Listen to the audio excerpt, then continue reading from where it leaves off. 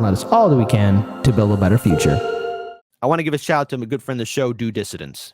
Keaton, you went on the Fury Road and you went live. And I'm still upset that video hasn't gotten 1 million views. The fact that video didn't get 1 million views, I mean, it's everyone's fault.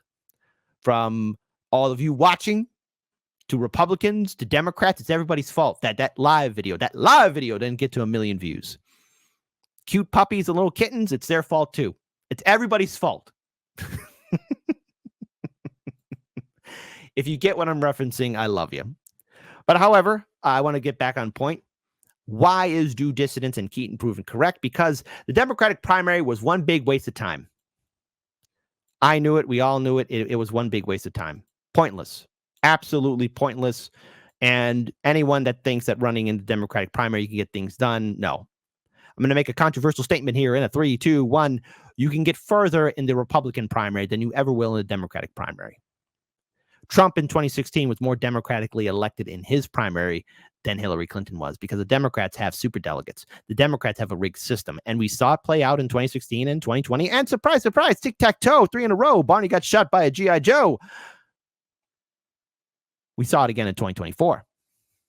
So I could be a little bit arrogant here. I'm going to be a little bit of a jerk.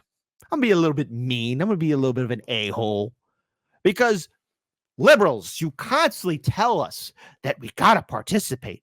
But why? When it's a foregone conclusion? Because apparently, even with all the evidence before you, just want to share this tweet from Easy Street from Do Dissidents.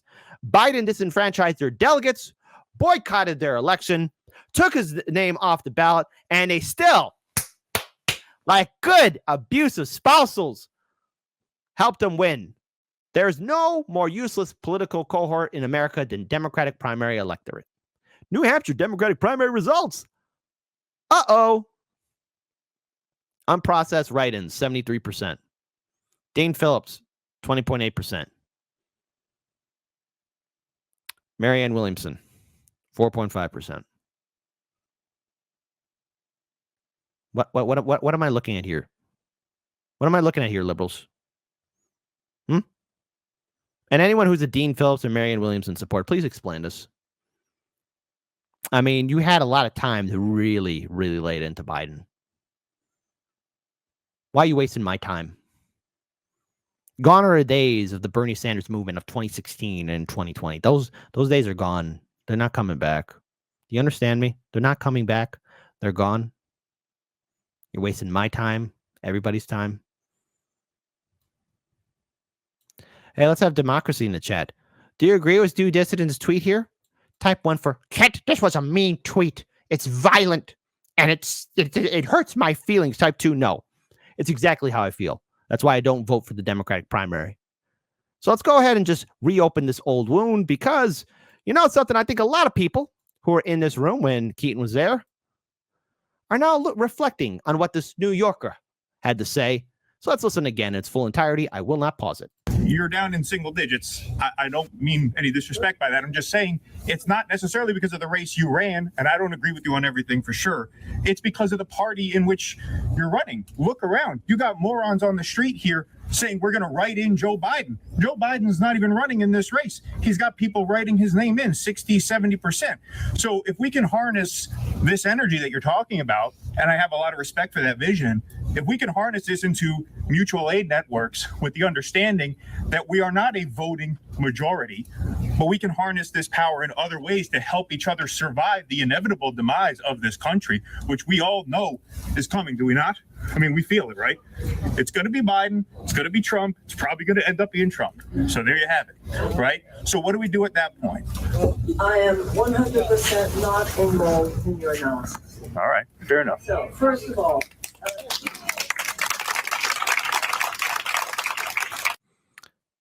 I know I said I was going to pause, but listen, folks. What's it like to eat crow, Williamson supporters? 70% of Americans, 70% of Democrats have been saying for months that they wanted to hear from other voices than Joe Biden. So you can't say that there was no hunger for something else. As far as how they're writing him in, though. I'm sorry, I'll let you finish, but they're going to write him in. He's going to win as a write-in. From New Hampshire? Okay. No, I'm not coming from New Hampshire, but I'm reading the data. Okay, where do you come from? I'm from New York. Yeah, that sounds like a New Yorker talking to the New Hampshire. All right, well, the numbers don't lie. I don't mean any disrespect, Marianne. I really don't. Go ahead. No, but granite staters are going to Go ahead. I'm not being disruptive. Go ahead. Let her talk. Go ahead.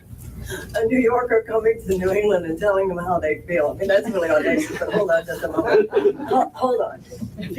One of the things I've learned about granite staters is that they keep things very close to their chest. The other thing that I learned about granite staters is how many people in the last few days haven't decided who they're voting for. But I have a good feeling they're not going to necessarily explain it to you. But hey, you lost. And you know what that says to me? That says to me this. Oof. Oof. Oof. Oof. Oof. Oof. Oof. I love it. Also, I'll pull this up here too, because again, Daniel Clancy, good friend of the show, great ally. Thank you so much. Just for just $300,000 per month, you can get your own delusional rent-a-boy shill just like this one, where he says, breaking! Hey, it's Harry! Harry! Breaking! President Biden just won the New Hampshire primary without even being on the ballot. The Democratic Party is absolutely united behind President Joe Biden because people are cucks. And we're going to re-elect him in 2024. It's time for any other candidate to stop the charade and endorse Biden. I'm actually counting down the days when, Jank and Marianne and Dean Phillips will endorse Biden. You know they're going to do it, right? Even Jank. Fat Tony, he's going to do it. Fat Tony's going to do it, baby. He's going to do it. But also, let's also bring in this because, hey, Brian Seltzer, hey, I forgot about you for a second there, buddy. Rachel Maddow describing Trump's dictator-worshipping pitch to voters. If you pick me, that'll be the end of politics. So now everyone's wants to support Biden because, because Biden's are going to be our hero. Rachel, help add to the delusion, please. Please add to the delusion. I think that there's a very simple reason that Trump is making that the closing argument in what may be the last contested primary. And it's because that's really what he's offering. I mean, this is the special sauce.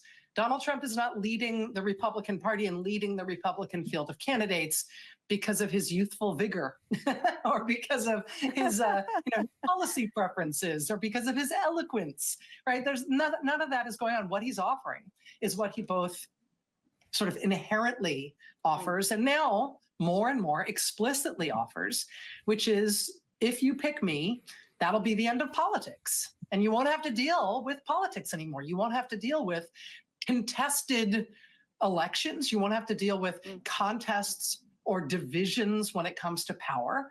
You'll have a strongman leader and I'll just do what I want. And won't that be a lot simpler? That's what he's offering. That strongman model is what the Republican base is enthused about. And that is something that sets him apart from every other Republican candidate. And I think that we're naive to think that he's tricking people into picking him and then surprise, he's going to act like a dictator. What he's offering is strongman leadership, the end of politics, the end of elections, the end or the sidelining or domesticating, as Ruth Ben-Ghiat says, of the judiciary and the Congress. He'll be the man in charge and he'll get it done. And that's what he's selling. And that's what they are very eager to buy. And Biden's supposed to save us how? Biden's supposed to save us how? You know, you got people like Harry and the Vote Blue, no matter who, sycophants saying, oh, it's time for everyone to support Biden. Where's Biden at? Can he put together a coherent sentence? What happened to the voting base? See, right now, yes, Biden won New Hampshire. I wonder how many of those write-ins were really Biden and said ceasefire. More on that later. We'll find out. Very curious to see what happens.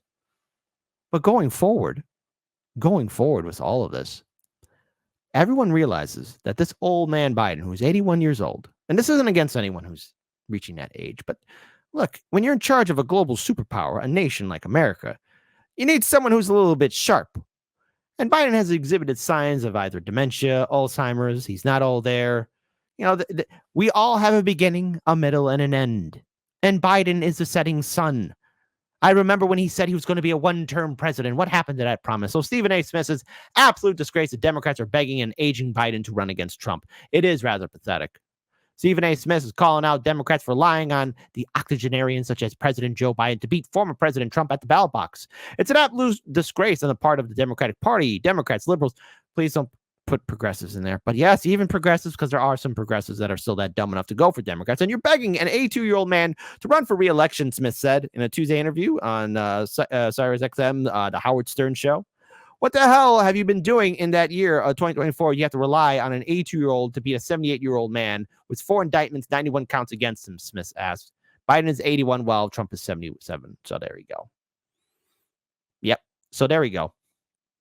They're having an old man. And yet Democrat voters are that foolish enough to rely on him. Democrat voters are that pathetic enough to rely on him. But the thing is, these are the most diehard sycophants for Joe Biden. He doesn't have what it takes, and he never will. That's the truth of it. Biden is old, but yet voters are going to go for him. And it says a lot about how much time we've all wasted in the 2016 and 2020 primaries. I know a lot of us were enthusiastic, sorry about that, for Bernie. But see, Bernie, being the nutless, spineless, gutless wonder that he is, tricked all of us to go ahead and be for the Democratic Party. And now he's trying to warn his friend, oh, we gotta do something to stop Trump. Well, that's not going to work anymore. People are waking up to it. Do dissidents, now's the time to just do that morning jog. You know, Kean Russell, you got to do that morning jog. You caught Marianne Williamson in 4K. She's eating crow. They didn't win anything. Dean Phillips, you didn't win anything. Marianne Williamson, you didn't win anything. Fat Tony, you didn't win anything. The American people didn't win anything either. New Hampshire voters, you were slapped around by the Democratic establishment. You're going to have no representation here in Chicago, no delegates. And yet all of you went ahead and voted for Biden. Why? Come on, New Hampshire. You're better than this.